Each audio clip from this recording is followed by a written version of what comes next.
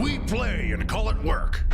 Hello everyone! It is that time of the month again. It is Luka's Sit and Talk. So I am Luka from MiniWarGaming.com, and if you're not familiar with this show, I'm literally just going to sit here for about an hour, probably more, answering questions from you, the viewers, about literally anything. I've had questions on politics, I've had questions on gaming. It's mostly the gaming ones I know more about. I don't know anything about, I know stuff about politics, but I don't really talk about it too much. But regardless, I will try my best to answer the questions to the best of my abilities. And next week will be Matthew, one of the owners of MiniWarGaming.com. If you have any questions for him, you just simply leave them in the comments down below, preferably on the actual MiniWarGaming.com website.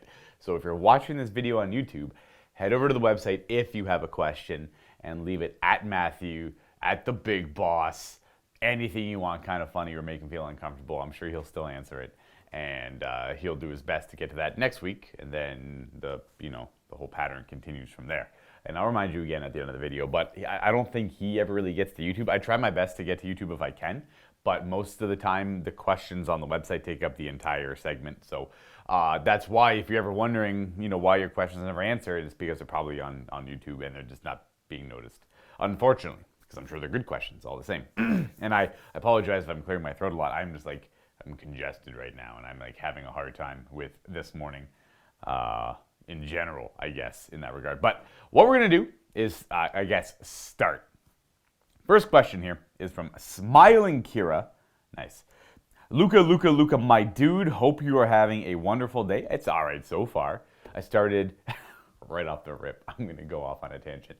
I started the Saturnine book for the Siege of Terra. So that's the 4th book. I finished the 3rd one yesterday. Yeah, yesterday, as I'm recording this yesterday. And I had a lot of fun with the 3rd book. The 3rd book was good fun. Just all around. I don't want to talk about it too much, but there's a lot of things that made me laugh. And then the opening to Saturnine is very powerful. Very good. At least it caught my attention. I'm a big fan of it myself. Anyways, number 1. Do you think the Tachyon Arrow should have the same profile as the Tau Railgun? I mean, in the lore, it can damage the Titan. Plus, it's just 1 shot per game, so it's not OP.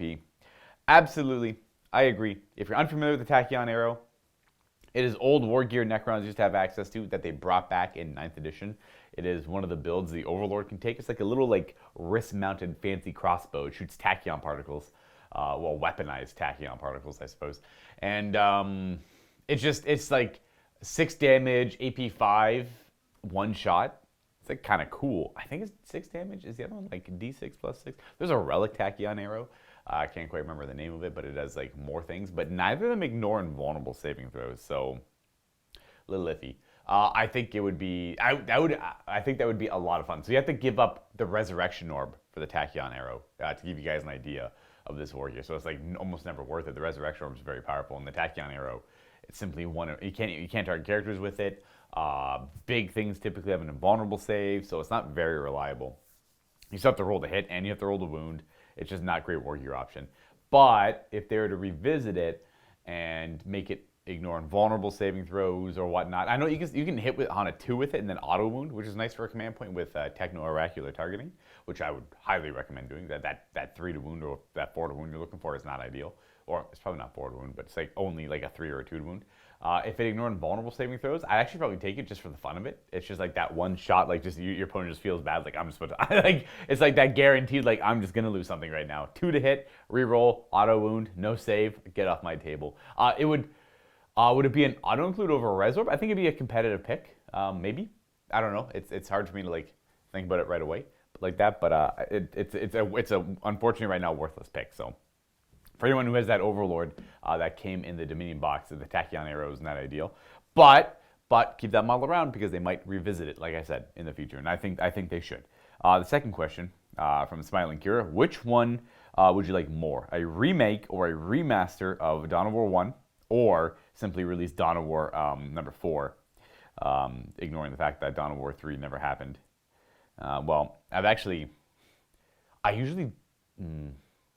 A remaster of Dawn of War 1, just as it was, they reskinned. I think it's like really good mechanics. I thought it was kind of fun and enticing. I would. There's so much nostalgia hitting my life right now when it comes to video games. Obviously, I play a lot of World of Warcraft Classic. I play a lot of Diablo 2 Resurrected. I play a lot of Total War. It's not really like nostalgia, but what else do I play? Pretty much it for now. Well, I mean, I mess around with games like Phasmophobia and stuff like that here and there, but like this nostalgia hits pretty hard. So things like when Elden Ring comes, like now that Elden Ring's out, that's kind of like nostalgic in a way too, where, wow, I'm like bad today going off on tangents. I apologize, everyone. It's just because it reminds me of Dark Souls 1 back, or like Demon Souls when they first came out. Those were like huge, fun games as a kid. So like, you know, like keep pumping them out. It's like, oh hell yeah, I'll keep buying this. Elden Ring's like outstanding. I think a lot of you out there would agree with me. And I haven't had a whole lot of time to play it, so I'm looking forward to this weekend. That'll be amazing. That'd be great. Now, anyways, so I'm thinking the nostalgia train for me says remake Dawn of War 1 because it covered a lot of the factions already. I think it didn't have Tyranids, Dark Eldar, and what the heck else did it not have? It didn't have Drukhari, it didn't have Tyranids. I probably technically had Harlequins in it as like maybe a unit. I can't quite remember. But I had Necrons, Sisters of Battle, different, like I just didn't expand on the chapters of the Marines. Oh, okay. If I could have exactly what I wanted, I'd call it like Dawn of War 4, I guess. But I would just have the Dawn of War 1 mechanics. And obviously, just as it was before. I'd maybe make the Marines a little bit more elite, or I'd make everything else a little bit more numerous. One of the two, because it's not necessarily true. Not by big, huge. There's obviously no custodians in there either, or Gene Stealer cult. I'd like to see them maybe let's call it Dawn of War 4. And then here's a few subtle changes, like maybe make the Marines a little bit more elite, or make everything else a little bit more numerous. Not like to a crazy extent, like the squads of 10 Marines with their weapons is ideal, obviously. Hello, Scary. Oh, you just poking your head in. Scary just poking his head in. I can answer questions. We're talking Dawn of War, how I would like the approach to it. Dawn of War 4, I would like to see it like remake Dawn of War 1, but with a few things, like just better graphics, incorporate more of the armies. I agree. You can come on in. You know, I'll say yes. Yes, there we go. I would like them to do, just because they used to have a tile campaign system where you could you just start in an area, everyone else starts all around you, and then you just conquer areas and you fight each other in like the Black Crusade. It was just like cool 40K stuff. You mean like the campaign system? Yeah. Yeah, that was really fun. I liked Soulstorm the best, though. Soulstorm was the best one, yeah. So that one came out like towards the end of it. I think it was like one of the last ones that came out. I think it was one of the last ones that came out because it was Dark Crusade, then Soulstorm. Or maybe Soulstorm was the last one. I thought, okay, that's what I thought. That's the one with the Sisters of Battle. It is, with the, although that Sisters of Battle mission was like 2 hours of like non-stop trying to kill Celestine. And then half the time the game crashes when that game ends. Yeah, so don't forget to like save it just before you finish the game so that you don't have to do it all over again. It was it's a little older. It had its issues. I would like to see them just pretty much because they come in like fumbling Dawn of War recently. So like I'd like to see them Dawn of War 3 made me sad. I know, yes. So I usually don't give into reviews, but these ones were so bad. Well, I played it and I was like, it wasn't what they advertised. Weird. It wasn't what they advertised whatsoever, dude. So weird. Yeah. And then it was like, but Dawn of War 2 actually the arenas, like the waves. Yeah. Those are fun. Those are kind of fun because I think you could play like Necron. They released the Overlord eventually, and those are kind of fun. But I always liked the bigger scale, like army wide, because that was more like units and like single like characters in a weird way. Dawn of War 2 was fun. I like Dawn of War 2, but I really like Dawn of War 1. That's like the best one. Anyway, that was my favorite. Nice seeing everybody. I just wanted to butt in, say hi. And Luka. Say his piece. Because I'm playing Necrons today. That's right. He's actually playing Necrons, and the worst part about it is he's playing the monolith, and it's gonna work for him too. I cannot make it work, dude. It just dies like death by 1,000 cuts. It'll Anyway, let's see. You know what? I hope it does well for you. I'm gonna be poking my head in every now and then to like take a look at it. Bye, everybody. But yeah, that's Scary, everyone. We're talking Dawn of War. I just want to see Dawn of War 1 redone. New graphics. Keep the same idea, obviously, because it was very successful, very memorable for a lot of people. Maybe a few quality of life changes to modernize it a little bit. I don't think we need to take the hashtag no changes approach to it. I think that's a little extreme. Times have changed. A few things could be adjusted. Big map, big campaign map, big armies. That's the idea. and that'd be great. I think a lot of people would be happy with that. Regardless, I don't know. I have my doubts that would happen. I don't know why they shy away from remaking it. Maybe they think it's too archaic for a strategy game, but there's a reason people like that stuff. Anyways, which Necron lore do you prefer, the new lore or the old lore? The old lore was like kind of, and I don't mean this in a negative way, I just can't think of a better way to describe it. And I say this from a place of liking it and like kind of preferring it. Not that I dislike modern, the modern Necron lore is amazing. I like that we know about it. So the old lore, very much, the lore was literally, we don't know anything about them, and they're mysterious, and they're like, whoa, they show up, they kill everything, they do whatever they're doing, and then they disappear, and we don't know what happened. Like, that's the old Necron lore. So it like comes from a place of like, I don't know if I'd call that creative, but I liked it. Obviously, it was very enticing for me as a young lad. The whole Terminator thing too was very cool. I was obviously a big fan of Arnold Schwarzenegger and Terminator as a kid. A lot of people were. So I liked that approach to it as well. And it just seemed, now as an adult looking back at it, now knowing all the Necron lore I know now, obviously they expanded upon it.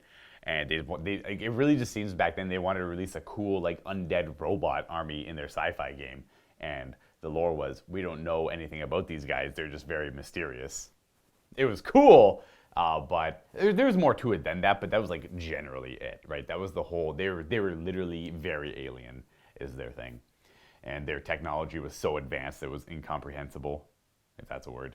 And stuff like that. Now, obviously, they used to be mortal. They were very humanoid in nature. They lived near their planet was heavily irradiated by their sun. They just died at a much younger age than that humans did. I think they lived like up to like 35 to 40 would be pretty old, and they die. So they were like, they were obsessed with death in their culture, blah, blah, blah.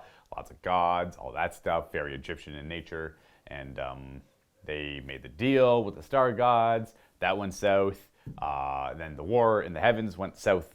Well, they won, but it was like, Pyrrhic at best and like at what cost kind of thing. They went to sleep. A long time passes. 60 million years is like, I can't even like comprehend that, dude. It's like how old that. It's like, oh, that's cool. I like the new lore a lot. I've always liked the new lore. I remember, was it the 5th edition codex? Yeah, it was like the 5th edition codex that I really, really got into it. That's when I kind of got back into the Necrons. All right. Orcus Maximus, the next question. I apologize I took so long, everyone. I am in a mood today, I suppose. What happened to your great opening with Laser Cats and Luka the Dice? Well, we were doing like individual shows for ourselves back in the day when we had like, before the pandemic, there were just like armies of guests coming in. And then I would do, like each content producer had their kind of itinerary of shows that they covered, where like Luka the Dice would have been like Age of Sigmar, which was kind of like everything. It was like Age of Sigmar, Horus Heresy, Lord of the Rings, 40K, Warhammer Fantasy. No, that was the old World Wars. That was its own separate thing. We were just kind of all over the place, and we were always kind of changing our minds what we wanted to do. So that was a glorious Rob's work. That laser cat thing, dude. He had such a blast with that. Oh gosh, I hated everything about that because we were all sitting in this building at our desks brainstorming names for everyone. Steve had his, Josh had his. We had so many funny ones too, and like they were so good, and I'm just sitting there and I can't think of anything creative to save my life. And then I think Matthew or someone just took to Facebook and asked, and then there was a bunch of great suggestions, but I guess I wasn't in the mood for like, I couldn't think of any of them being funny, so I just passed on all of them. And then Matthew was like, and Dave was like, you must pick one of these. You must pick one because we're doing the shows now. And then I couldn't think of anything. And then collectively the group all laughed at Luka the Dice the most, which I hated. And that's what it was. They got stuck with that. And then, I don't know, Rob took it in the direction of the cats and the laser eyes and very 80s and just had fun with it. And that's kind of what happened. And I just embraced it. And and then Quark made me a great thumbnail. I was a big fan of that thumbnail. And it just became kind of fun and silly from there, and I actually really appreciated it. But we had then moved on to bring all of our shows back into the same series because it was like monitoring the website traffic. It was confusing because people wanted 40K, but it'd be like a thumbnail. The thumbnails are simply just like if I played 40K, it'd be like my head over a Necron body, and it was like, sure, I guess that's 40K or whatever it might be. But then you'd like maybe Steve did 40K like 2 weeks ago. You want to check that out. Now it's just easier. You go to the 40K obviously playlist, and then you just, if you don't like the content producer, you just skip past that one or whatever it might be. So because like the idea was before, like if you really like Steve's stuff, you just go check out all Steve's stuff. But if you only wanted Steve 40K, then you can filter it there. But it was like, it's just easier to do it this way. So the shows all got scrapped, and like I do 40K, Steve does 40K, they get thrown into the same 40K playlist. Horus Heresy all goes to the same playlist. It just, the people prefer that. That's pretty much what happened. Also, what are the meta levels between Nurgle Demons versus Nurgle Mortals? I have been collecting both. Thank you for your time. I assume you mean for the Magican of Nurgle then, for Age of Sigmar. That would make the most sense. Because, yeah, you're definitely talking about that. I think that a good mix is fun. If I, like, between the two of them, it is actually kind of hard to run the Mortals only because if you're talking only Mortals, you can make it work, but the Demons offer a lot. Cheap units to stand on objectives, Nurglings to infiltrate. The Great Unclean One's pretty good. The Beasts of Nurgle are outstandingly good. And yeah, it's just the Blight, but don't get me wrong, the Blight Kings, the Lord of Afflictions, these are all amazing options as well. And the Blight Lords are good. The Mortals are good, but they really shine when they have demonic support. Now, you could do all demons, that's fine too. But I like a mix personally, and I see a lot of people running like only Beasts of Nurgle. Only Beasts of Nurgle, like 10 to 14 of them, or some wild number. It's because they do a lot of mortal wounds you want mortal wounds. So you got your disease markers, and then you have their impact hits when they charge, and then they are capable of falling back and charging. And it's just they have a lot of wounds. If they're near a Great Unclean One, they heal D3. They have that 5 aboard save. They're just a great choice. And then that's why I see a lot of people running if you want that. So get some Beasts of Nurgle. They're pretty good. And then anything on the mortal side is a great pick too. It just you have to have the right amount of points of everything. Only mortals will work, but it's a uphill battle just because you're spending like the 250 points on a squad of 5 Blight Kings to defend an objective. Now, granted, they will really defend that objective, but then say you have 2 units doing that. That's a quarter of your army just defending objectives that might not do anything all game. Whereas you could invest like 100 points into that instead. Like 105 for Nurglings, or like a little bit more for Plague Bearers, and then you could just push forward with your Blight Kings. They're a much better objective taker, especially if you have, the Clockkin's kind of expensive, but it's just they're really good at taking objectives. So just going up there, pushing, and then holding, and then that's like their new home is on your opponent's objective. I think you can do all mortals, but you're gonna do best with demons in there as well. And it just seems that Beasts of Nurgle are like pretty effective right now in a lot of cases too when it comes to Magican. I gotta try it out. I gotta try like a big like Beasts of Nurgle list because that sounds a lot of fun. And people are running I can't remember the name of the Legion. The Demonic Legion is the 3rd one. It's the one that lets you start with 2 Feculent Gnarl Maws, and then you could run. I don't think people run Horticulus Slimix too much, but he can give you a 3rd one if you really want that. But the 2's probably good enough. We have Metal Boxes, spelt in a very interesting way. Luka, Duke of the Dice and Baron of the Beard. I have very much been enjoying the Black Templars content. Oh, very good. I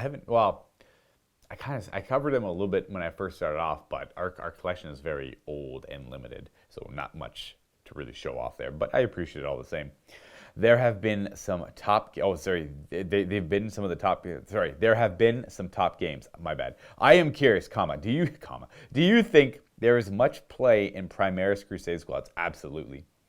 Either as big bricks or 10-man squads. They seem vulnerable to blast, and they do lack transports, but the option to just load up on Power Fist reminds me of the awesome Grey Hunter squad from the Horus Heresy. The hidden Power Fist is the deadliest. And also, big fan of the Middle-earth strategy battle games as well. What is your preferred army and points level to play at? Cheers and keep up the great work. Okay, well, I think there is value in just giant bricks of 20 Crusaders running up the field, especially with the transhuman physiology vow. And they just eat up damage, and they're not really that expensive either. So that's kind of fun. I mean, yeah, they do succumb to blast, and like there are some pretty nasty blasts out there. But if you're up against that, then it is what it is. Like if you're fighting plague burst crawlers or anything else like that, then it's just a bad matchup, and that kind of sucks. But there's a lot of value in it other ways. Sometimes you just have a bad matchup with your build. If you like a build like that, could be fun. It could be very viable, and it's just you get a bad matchup, you get a bad matchup. It's all good. There's like not too, there's a good amount of blasts out there, but not too many out there that are going to be punishing that build. I like immediately think of Plague Burst Crawlers and like macro plasma incinerators on Redemptors. But you're going to have a few of those of your own. I mean, if you're going to be playing some Black Templar, I highly recommend Triple Redemptor. You'd be crazy not to, I think. Especially with that vow. Yeah, it's just, I think there's value in that. And then my favored army and points level to play at for the strategy battle game in Middle-earth. Well, that's a fine question. The points, I actually have no idea. I would say like 750 to 1,000, which sounds kind of fun.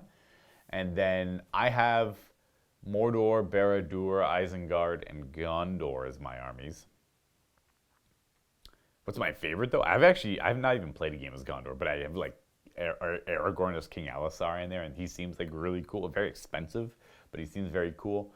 And I have the alternate one where I can play as like Boromir and Faramir, and can't play them together though because that breaks the timeline and the history of it all. But I guess you could like play it anyways, like if Boromir lived kind of thing. So I don't think people would care too much.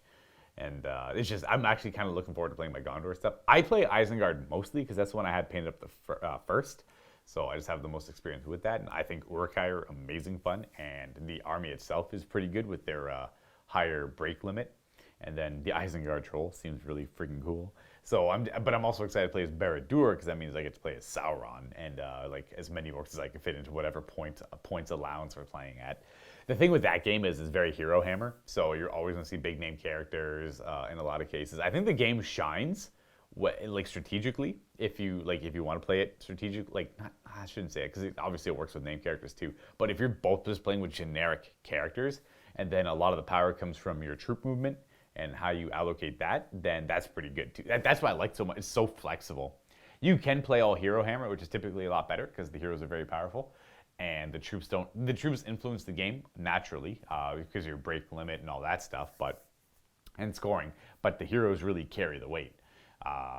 But if you play without the heroes, and then you have a game all of a sudden where movement and troop allocation is like the most important part of the game. It just completely shifts.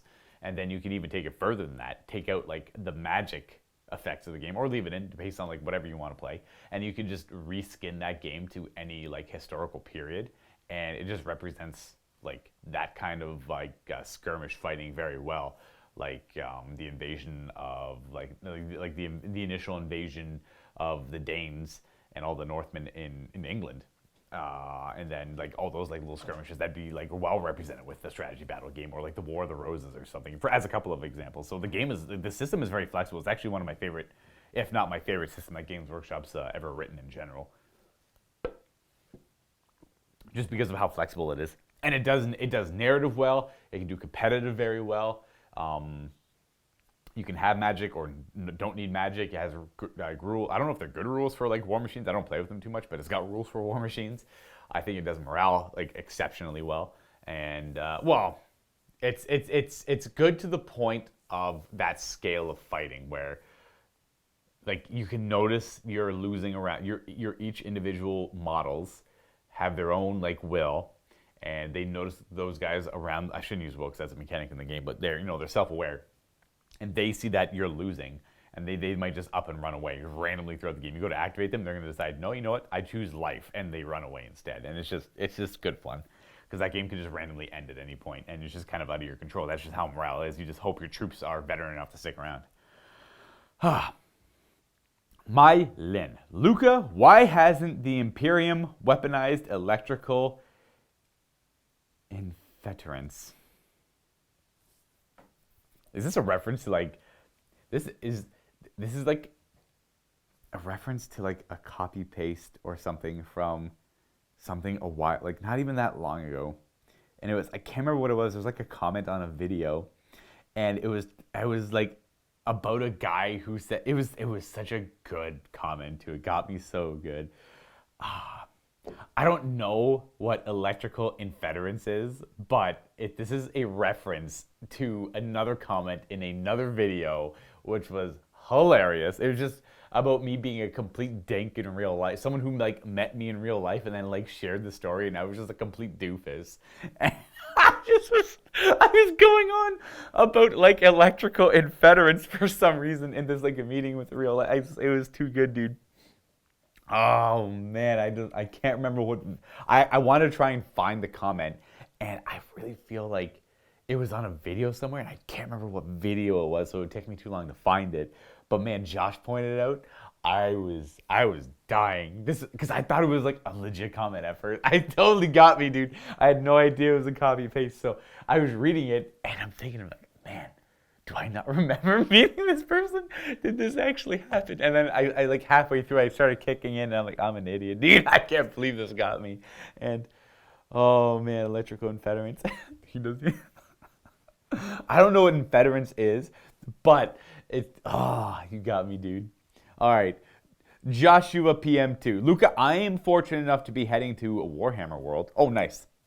Always wanted to go personally, never had the option yet, but I do plan on it one day in the future. I'm thinking of starting a new Horus Heresy army. Ooh, ambitious. I plan on getting the Legion Primarch and a couple of Legion-specific squads. Which Legions should I go with? I already have... Oh, you already have 5 of them, dude? I have Emperor's Children, Ultramarine, Sons of Horus. Oh, you have 3 in the Custodes. Well, you have the Emperor's Children, the Ultramarines, and the Sons of Horus. Okay. Which Primarch and Legion units should you pick up from Warhammer World? I mean, if it was me, I would do Space Wolves or Word Bearers. I think they're both very cool. Though you already, I would say also Ultramarines, but you already have the Ultramarines. Personally, I would do Wolves. I love the Wolves. I would get, well, the Death Sworn are pretty good. I would probably get like the Vargir Terminators. I would only get them in the hopes of like, because there's all the rumblings of the new heresy coming out, I'd get them in the hopes of them getting better. But I would get the Death Sworn and some Leman Russ, or I would get Lorgar and Galvor back. Those are both freaking amazing. Hopefully that's adequate enough. And I mean, don't let me actually influence your decision. You just get what you want, but like that's what I would get.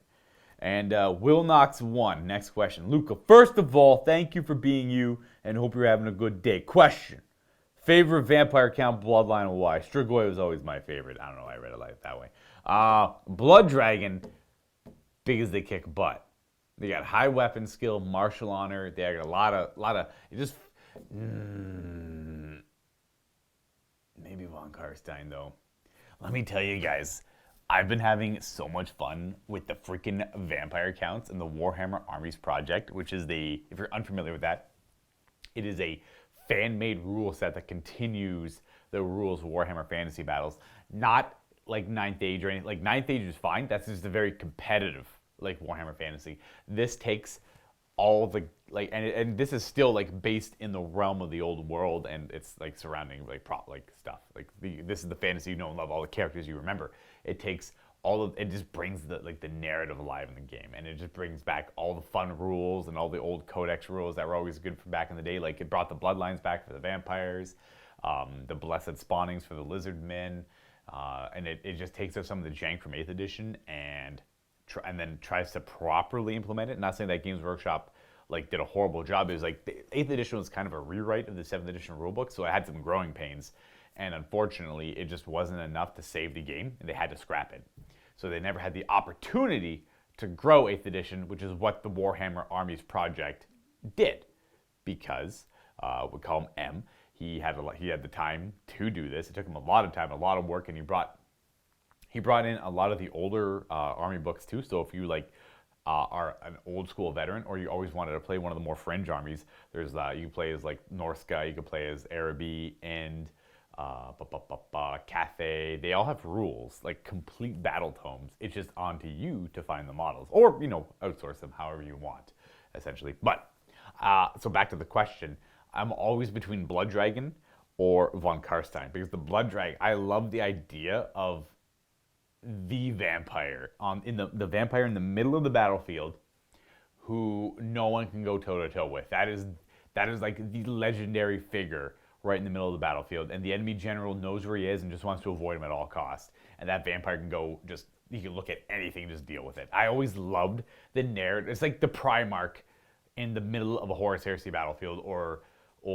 literally just like a god of the battlefield. I love that idea so much. But on the other side, we have the Von Karstein approach, which is your very typical aristocratic vampire, very horror themed, and mechanically a lot of ways to manipulate leadership and win through sheer psychology.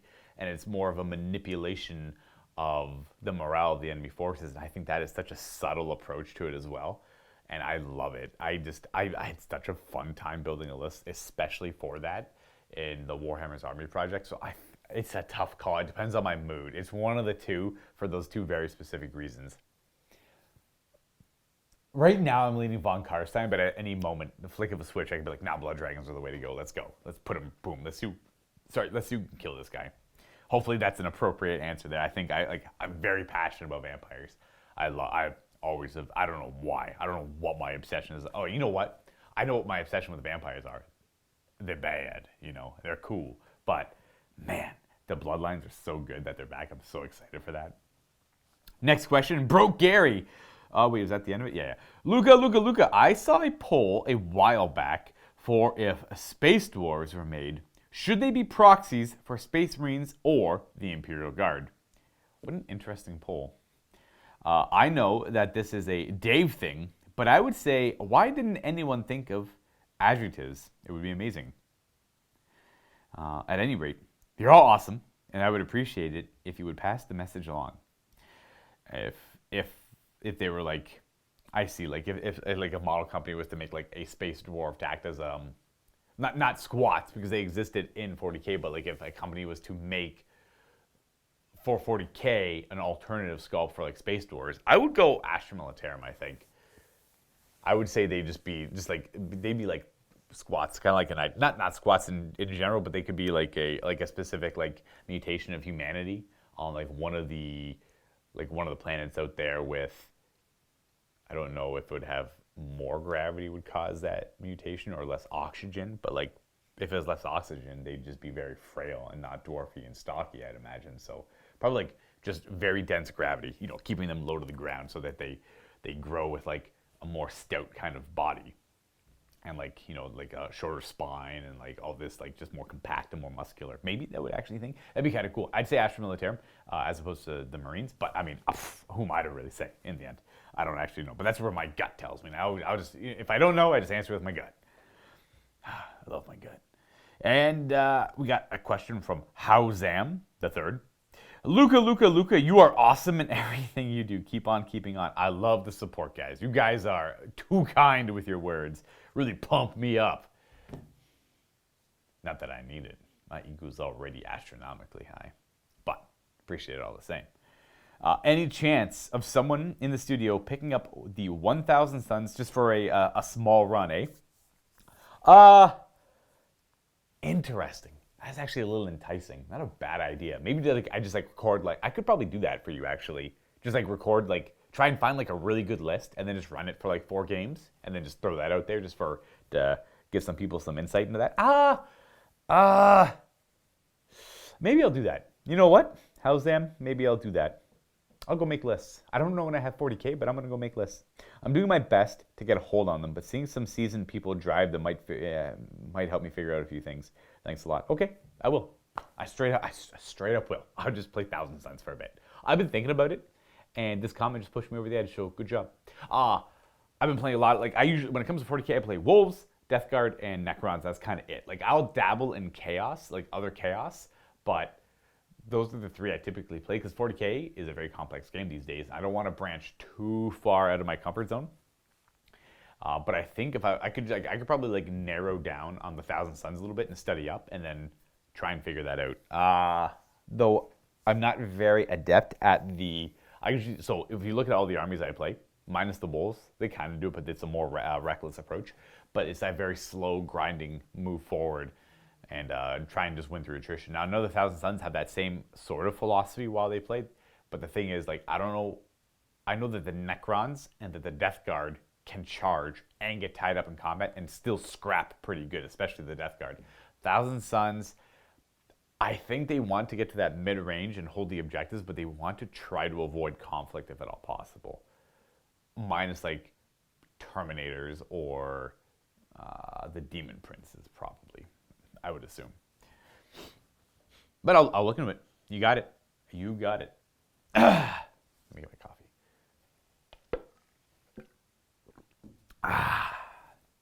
Apologies. Bildrat, Luka, hello. I just watched a 30K battle report where your opponent had some rather awkward Imperial Fist dice. Yes, that was a good game. That was a good game. What are the worst designed dice that you've ever seen? Oh, gosh. That's a tough question. That's a tough question, Bildrat, just because there's some pretty bad ones out there. Those are up there. And the only reason my guest at the time said, I don't have to use these dice. I just got them and I thought they're kind of cool. I just wanted to show you. And I laughed at them. And I'm like, these are so atrocious. Like, they looked fine. But, like, to read them and to resolve them, it's just, from the pure mechanical point of view, like recording a battle report is so bad. It's just because you have to pause after every roll. Because usually after every roll, I just narrate what happened. Like, you rolled 4 dice and got 3 hits. Rolls the dice, I can quickly identify on pips, 3 hits, boom, no problem.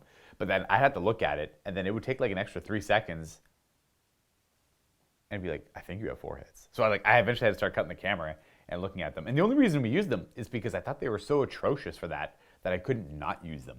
I was just feeling like a dink, I guess, that day. So I think I said in the video, I'm like, I know you guys are gonna hate this, but I'm gonna do it just to antagonize you a little bit. Look how horrible these dice are. This is the 6, this is the 1. There is no defined 6, there's no defined 1. It was just, I think the 1 was kind of funny though, because it was, I can't actually remember, I actually looked it up after that battle report and I had forgotten it since. It's like the symbol for health, it's like the health, not healthcare, but like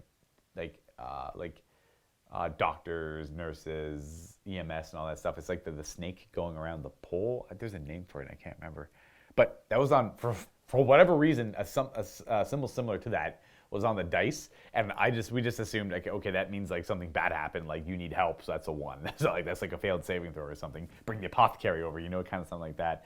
Those are up there for some of the worst dice, at least that I can remember recently. Typically, like any weird die that involves like weird symbols that aren't like evenly spaced out on them. I've seen some dice where it was like just squiggly lines to represent the numerical facing of it. There'd be like 4 squiggly lines. Sometimes there'd be like a triangle in there, and just like the amount of weird shapes and everything represented the numerical value of the die. But they weren't like symmetrical on the facing. It'd be like a line up here, like a line over here, and then like a line going through the middle of them, and that'd be like 3. And then the 1 was just like in the top left corner of like the facing, and then the rest of it was blank, and it was just horrible. And they were designed to be horrible, and whoever used them is a monster. Those are technically the worst dice I've probably ever seen, but they were designed to be the worst dice I've probably ever seen, so I don't know if they count, technically. If all of your Taco Cat dice were eaten by a hungry lemur, which other MiniWarGaming creators' dice would you most like to use until you could find replacements? Who's got the coolest design, eh? I'd probably go with Dave's. I just like the black and white, and the symbol's kind of cool, too. I'd probably play with Dave's dice. All right, we got Sir Christopher. Oh, geez. Never mind, this is not a question. This is just a comment in general. It was like long, though. I see. I don't even know what that word means. Anyways, Ashnak the Black. Luka, no real questions. Okay, cool. So what's your favorite color? I'm going to take this in a magic approach. I'm going to say black. Black is my favorite color in Magic the Gathering, followed by blue. And then my favorite combination of colors is black, blue. And then my favorite guild, or that'd be my favorite guild, that's Dimir. And then my favorite shard would be, it's a tough question.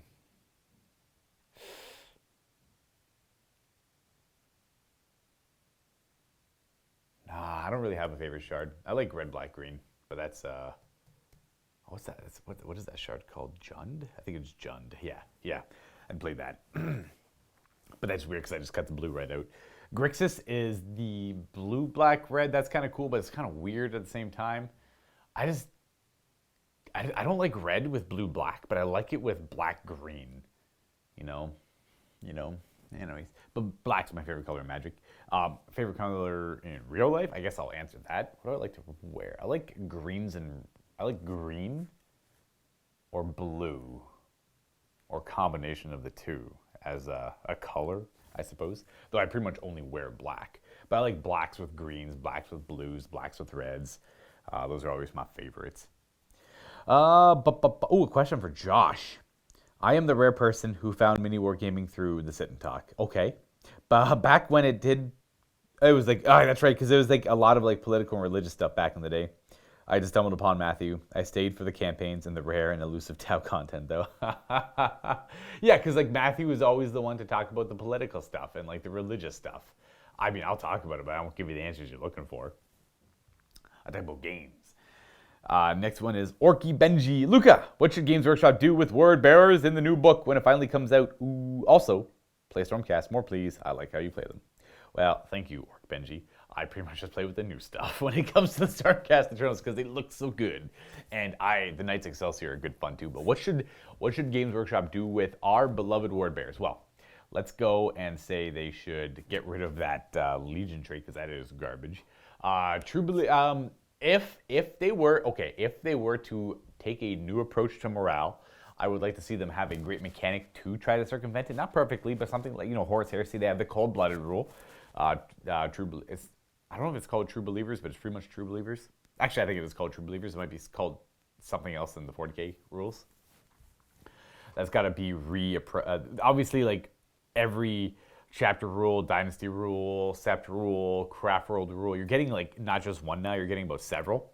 So they would have to do something, oh gosh, what could they possibly do? They could probably get a bonus to casting psychic powers, like a +1. There's probably going to be rules for summoning demons in that codex, and they're probably going to have a rule to augment that in their favor. And then they could have something to do with morale. I would suspect that would be their like 3-ruled approach to the word bearers. I wouldn't be surprised if that's exactly what they get. I could be wrong, but I would suspect it's something along those lines. This is by Captain Obvious, just commenting on the previous video.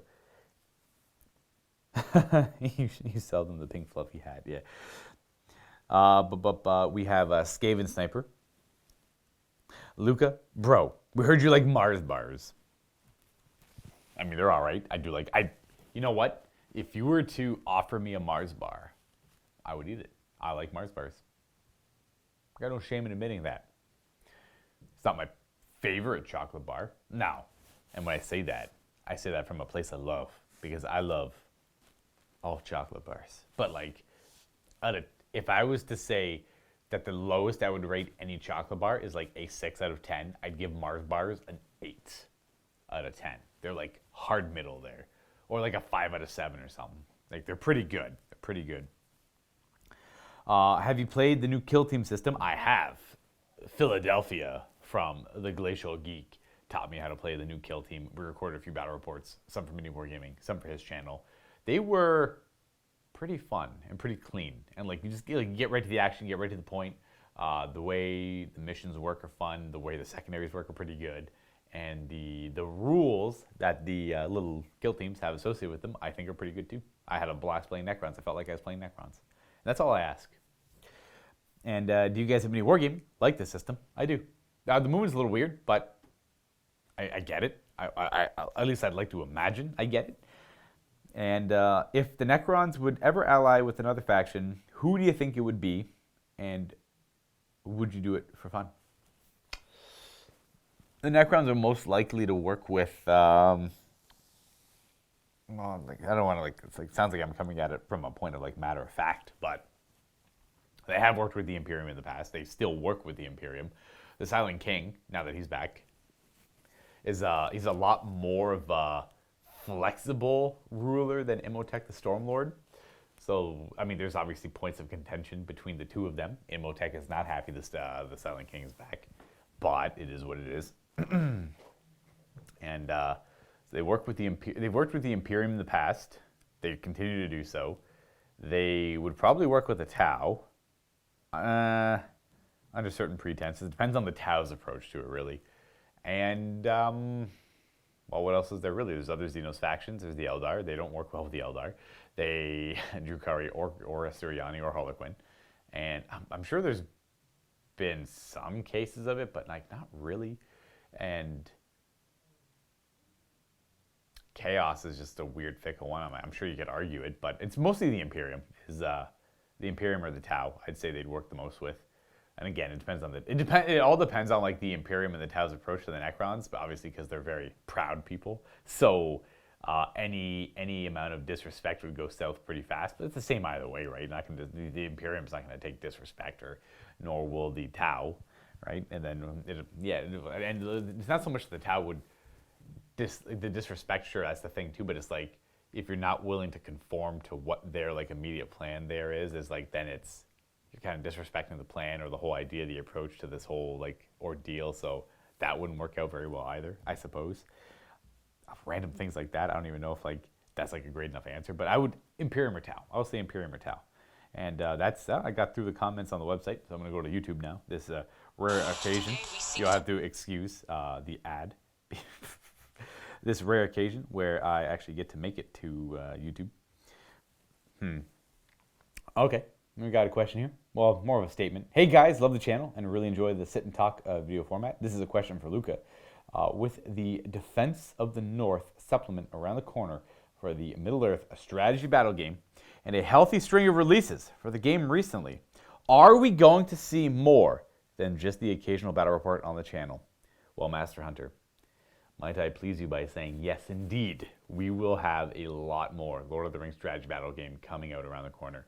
Everyone in the studios getting more armies. I knew it was worth holding out and having all these armies because I kept pushing. I'm like, Matthew, you'd like Lord of the Rings? You should get back into it, blah, blah, blah. He's like, oh, he's pretty busy though at the time. Now we got a big, are we doing, I think he's doing like Lothlorien elves and high elves.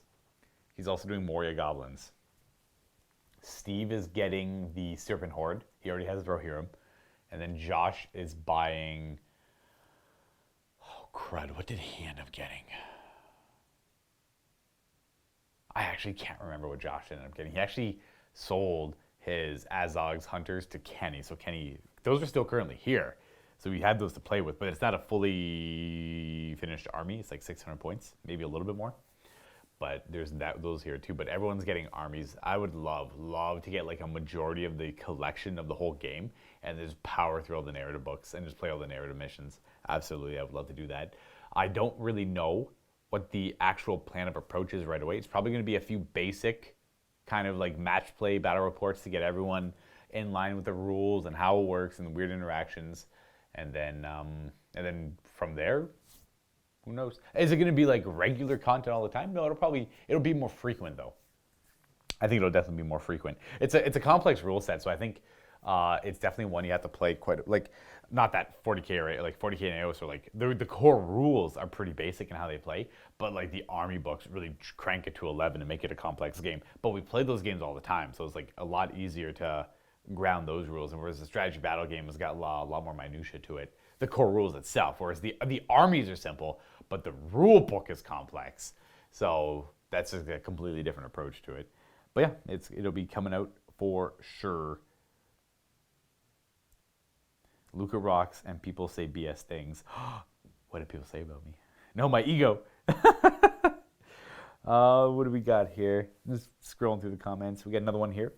Luka. This one's probably going to have to be a whole video in and of itself, but with the Space Marines getting a Codex 9.5, how would you, as the unsilent Prince of Necrons, redo the Codex to match the modern standard, i.e. 6 factions with dynastic abilities, warlord traits, relics, strat on one page, which units need tweaking and how, what strats need updating, changing, any new strats or units that you'd like to see, and so on. Like I said, a big question, and one that you may well have to spin off onto its own thing. But I'd love to hear your thoughts, since you have more man hours in the Necron mix than just about anyone else out there. Ooh, well, I mean, I have a lot of hours in the Necrons, it's true, I do. I don't know how much of those hours I'd say were well spent on theory crafting, though. Okay, well, you know, Space Marines typically always get a second Codex per edition because they are the most owned army. So they always, not always historically, but they typically always release them right away, so everyone has access to their new rules for the edition, and then they're always reserved. Like, people call it power creep. I like to look at it from a more optimistic approach, where they are very humble in their first iteration of the rules in these codexes, and the approach is with caution. And they, at the time, they come up with cool ideas, and then they put them on paper and they release the codex.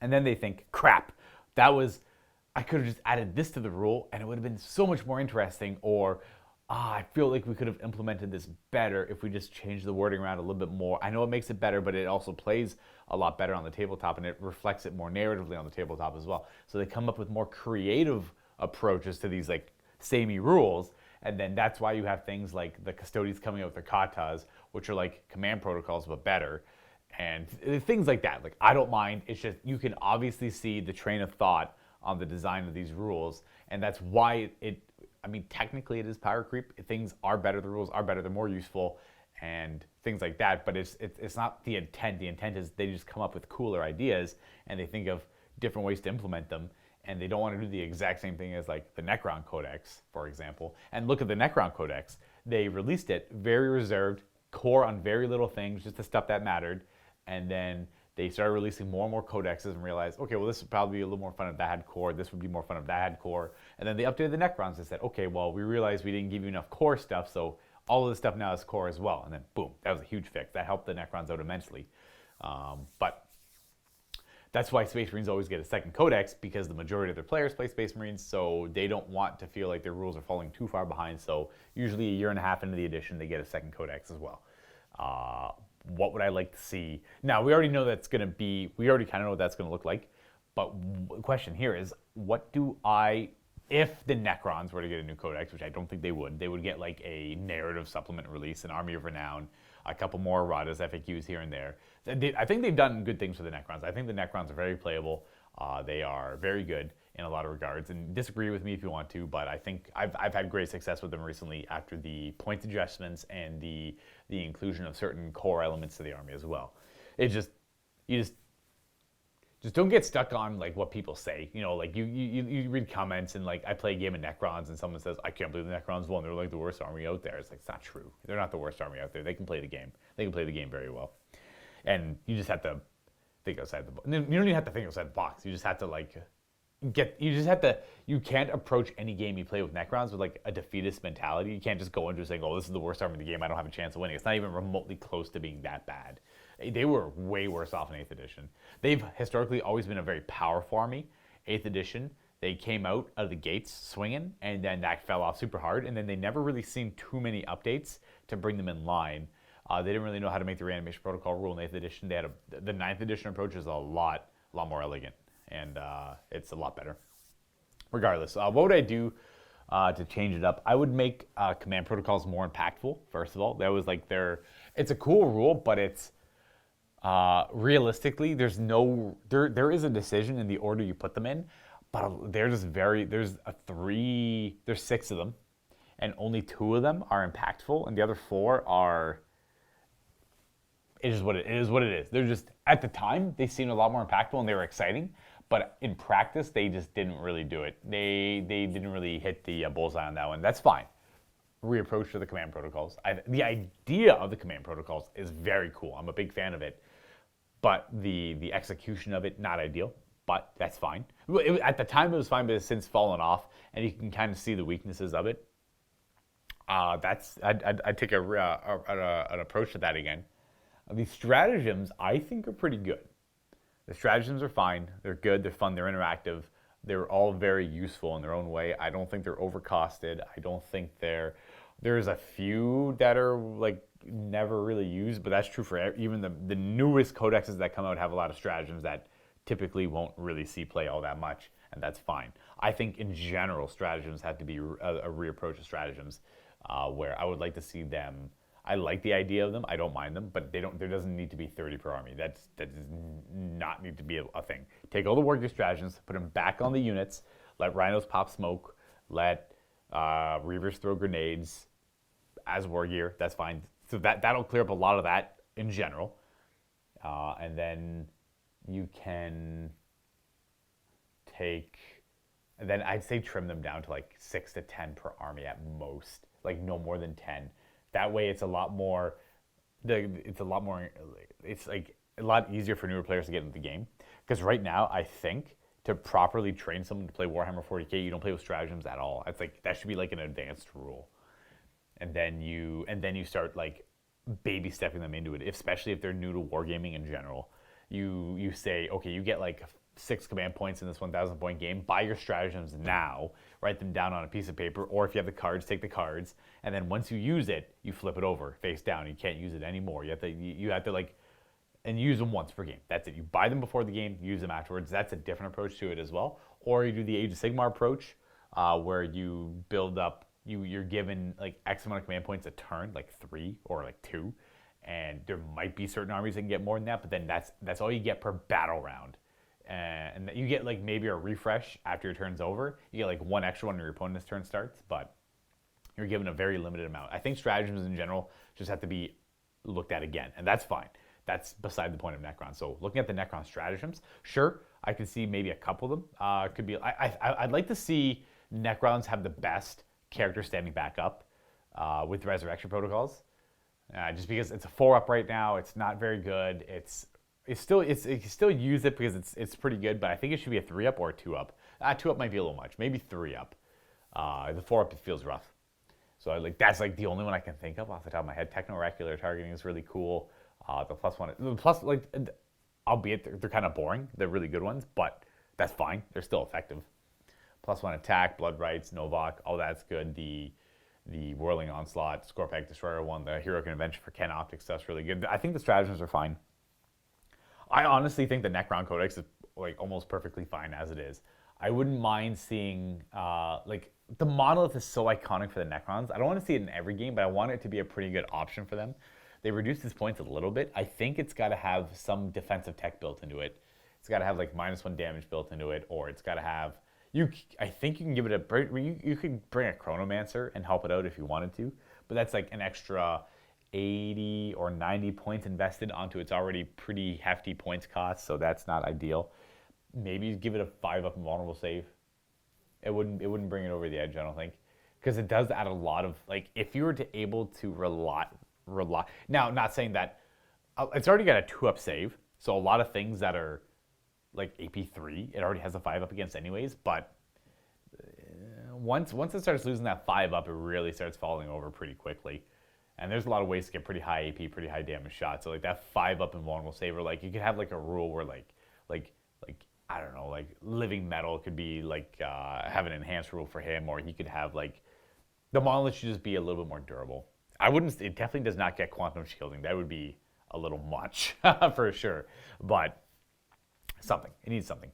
And I'm trying to think of like what this codex could use that just doesn't feel.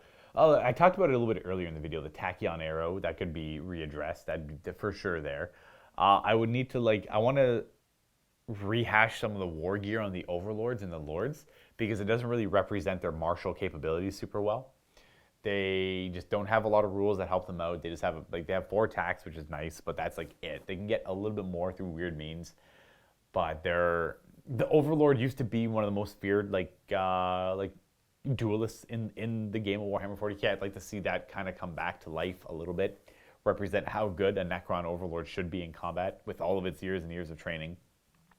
Like we're talking like thousands of years. Like we're talking a lot of training, a lot of capability, and a lot of strength in that Necrodermis there as well. So that there should be a reapproach there. The warriors are fine. The immortals are fine. Maybe I'm not going to worry about points adjustments because that's an easy one. You could like the army. If everything was 1 point, the army would be a super good place. It'd be so hard to beat Necrons if everything costs 1 point. So points aside, more mechanically, the reanimation rules for the destroyers are a little rough, a little hard to pull off, but it's clutch when it does work. And now that they're core, you can have a Technomancer bringing them back. That's pretty good. I think the Necrons are not in a bad way, but it's still a little too easy, especially with just the way units can just shoot down like 6 Scorpec destroyers, no problem, even with Whirling Onslaught. And there's like too many ways to circumvent. The Necrons need a few more defensive I think that's it. They just need a few more defensive things to keep them going, or maybe look at reanimation protocols. Like the mechanics for it are fine, but maybe make it so, I don't know, it's hard to say. I think they just need a little more defense. There needs to be a little bit more like stop and go, like a little bit more, it's just not easy options on how to, there should never be an easy option to remove, this is kind of biased, to remove a Necron unit. You should take a lot of work to remove that Necron, and you should have to play around it. You should have to really figure out, like, your whole army would have to, like, ideally, like, if you could line it up so your whole army, or a good majority of your army can look at something, you can take it out. Where it stands right now, a single Redemptor with a macroplasma could just look at a unit and just annihilate it off the table. It could have a 5 invulnerable save, sure, there's that. But then again, you're investing, like, that's a lot of points. Again, it's typically worth it because that's, like, the options we have right now. You bring a Technomancer, you bring a Chronomancer. That'll keep them going for a little while, but I'd like to see just a little bit more durability in these units. I think the Warriors kind of have a right idea. They're 20 strong.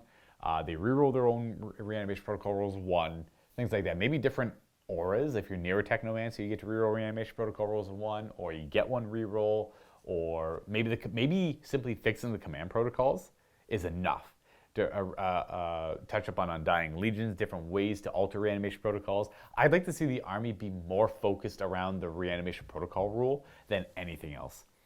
And I would, again, I hate that what Gauss is these days. I want to see them properly approach Gauss again. Necrons used to be the best anti-armor army in the game. They, like, no matter what you brought as a Necron army, you had anti-armor. You bring Necron warriors, you had some of the best anti-armor in the game. You brought Scarabs, you had even better anti-armor than that. And then you could bring heavy Gauss weapons that were good at killing armor, and then also still really good at killing armor. And I'd like to see them. I'd like to see Gauss come back as just like a big overall anti-armor, like no problem. And I could think of rules to make that work, but they just seem like too ridiculous on paper. I've had this, like, to give you an idea, and I'm not saying that this was ever a good thing, but it's what they used to have, and it used to make them very identifiable.